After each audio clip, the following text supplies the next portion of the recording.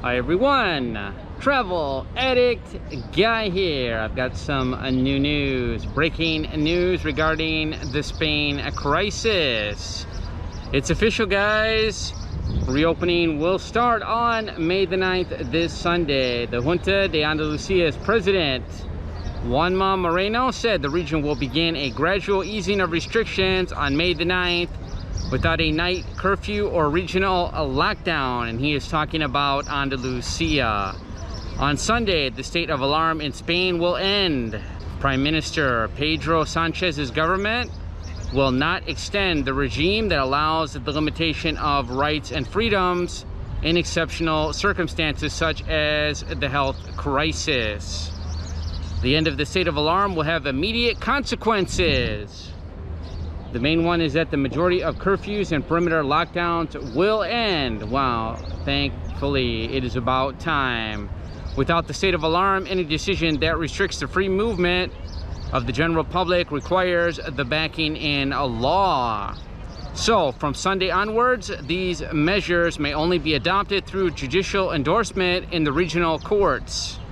However, the Junta's president, Juanma Moreno, warns it will make us less functional in something that requires such speed as the fight against a pandemic does.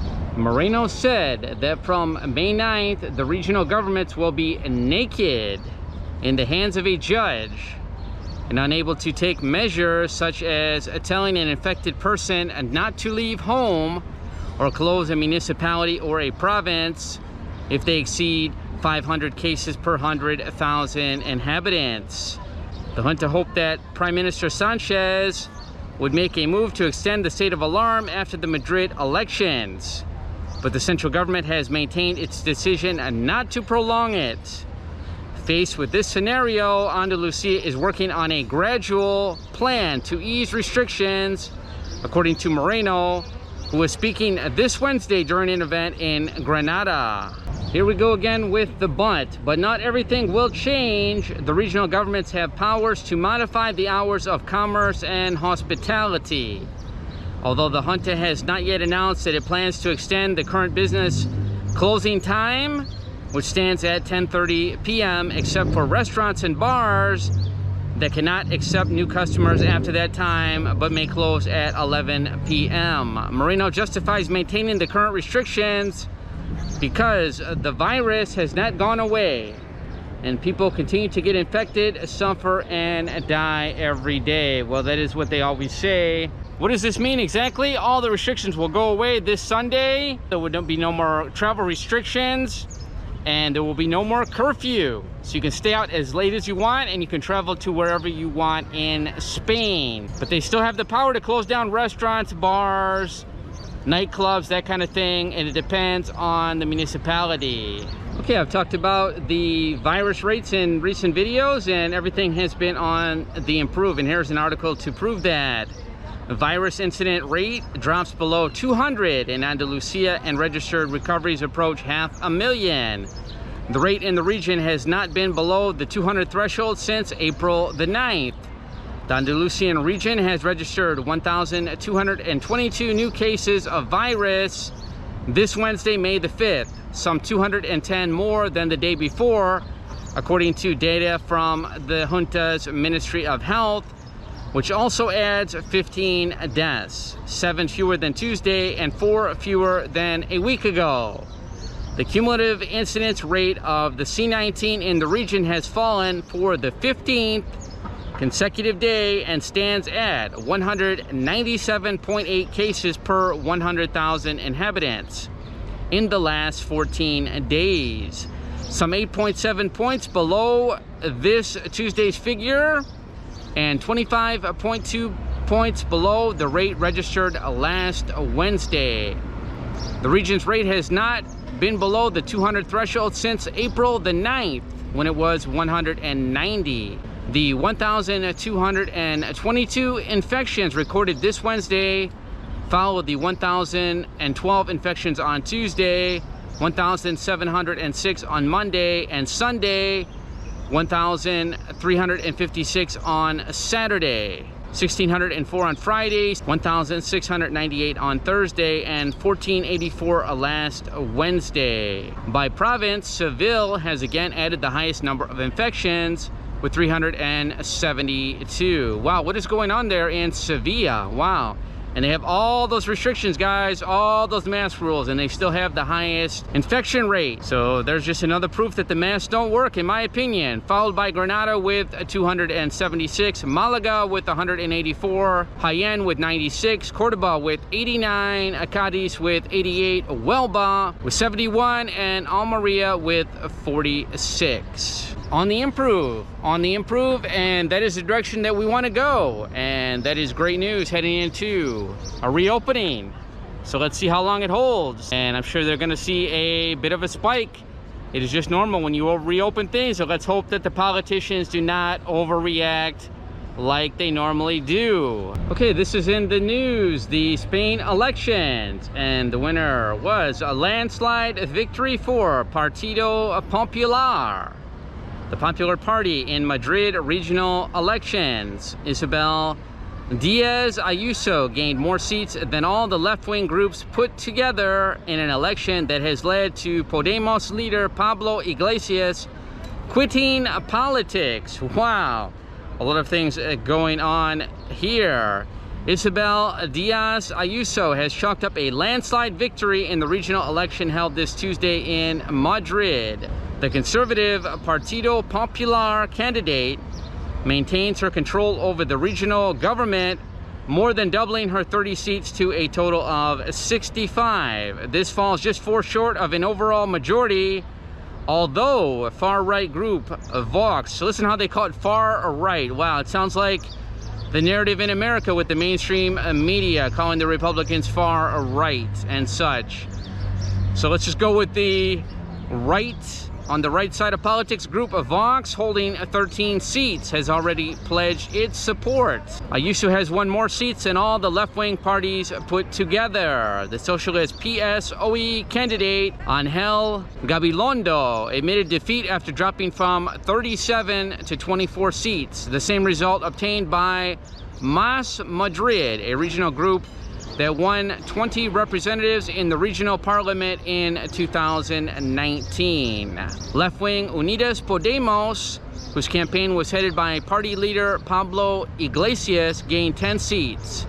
Iglesias, who until just 2 months ago was a deputy prime minister in the coalition government with Pedro Sanchez, announced on Tuesday evening that he was resigning from all his political roles. The turnout for this early election in Madrid was 76.2%.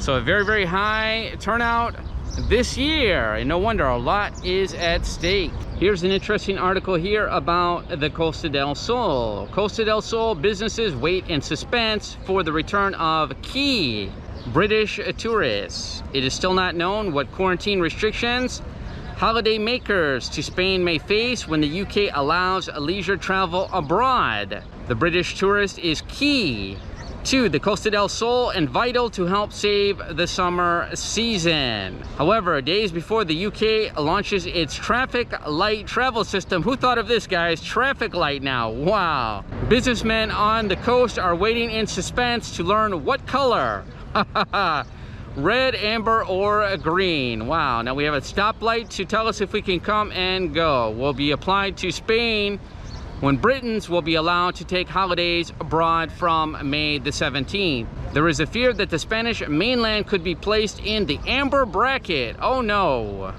not the amber bracket, which would mean that when holidaymakers return to the UK, they will have to do a 10-day quarantine, in addition to carrying out a pre-departure test, as well as a PCR on the 2nd day of arrival, and also the 8th. Are you kidding me? 2 PCR tests. Wow. That is a ton of trouble just to go on holiday. They have the option of paying for a C19 test on the 5th day, and if the result is negative, they can end their isolation. However, sources suggest that the Balearic and Canary Islands will start in the green category because they are considered safe corridors. This means that these travelers will not be quarantined, although Before the return to the UK, they will have to undergo a preliminary test as well as a PCR on the second day of their arrival. Wow, this is just stunning, guys. It is almost worse than the passports. At least there you just can come and go with that. With the vaccine ports, travelers from countries in the red category face a mandatory 10-day confinement in an authorized quarantine hotel. I heard enough of this. I'm not even going to continue. So you got to pay to stay in a hotel.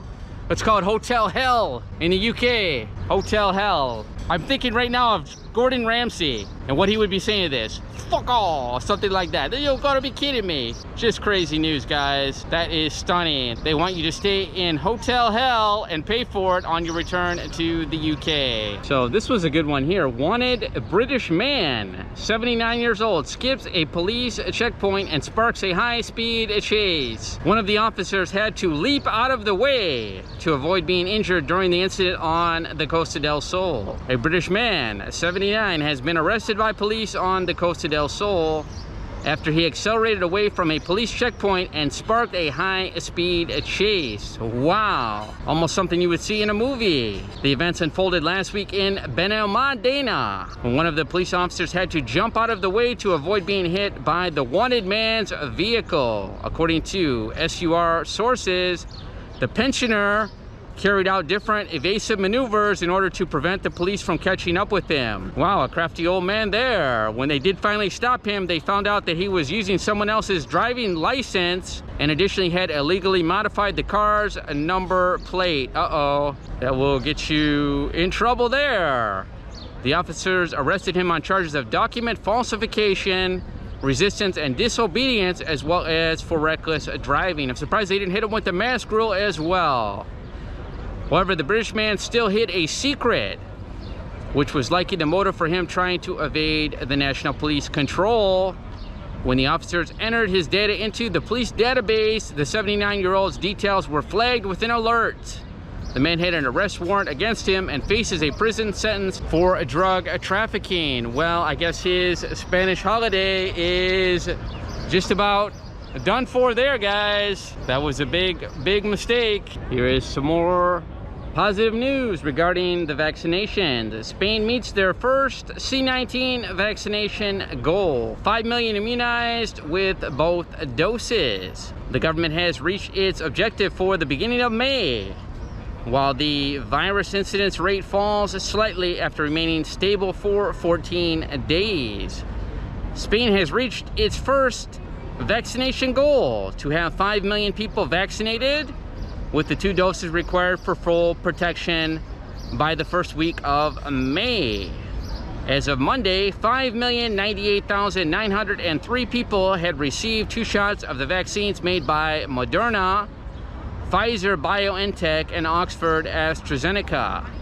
This is the equivalent of 10.8% of the population. Wow, that is still a very low number. Wow.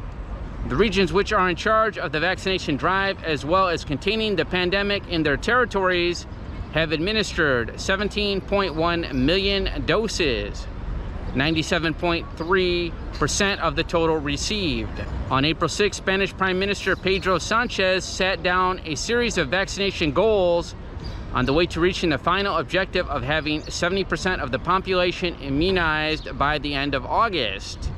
The government has exceeded the first goal of the schedule, vaccinating 5 million people with the complete 2 doses. Looks like 17.1 million have received at least 1 dose, and you've got 5 million that are considered fully vaccinated. So it looks like they are on their way. They're on their way now. They still have a small percentage vaccinated, but they are on their way to a high vaccination rate, and they are looking at finishing up by the end of August. So that will be very good if they want to move forward with travel. So that is the latest news from Spain, and in particular Andalusia. And again, the big news, if you missed it, was they are reopening on May the 9th. All the restrictions will go away, the state of alarm will end, and all the travel restrictions will end, as well as the curfews. For how long? I don't know. Let's hope forever. So some good news to report today. So that is the latest breaking news from Spain. Travel addict guy here. We'll see you in the next video. Take care, everyone.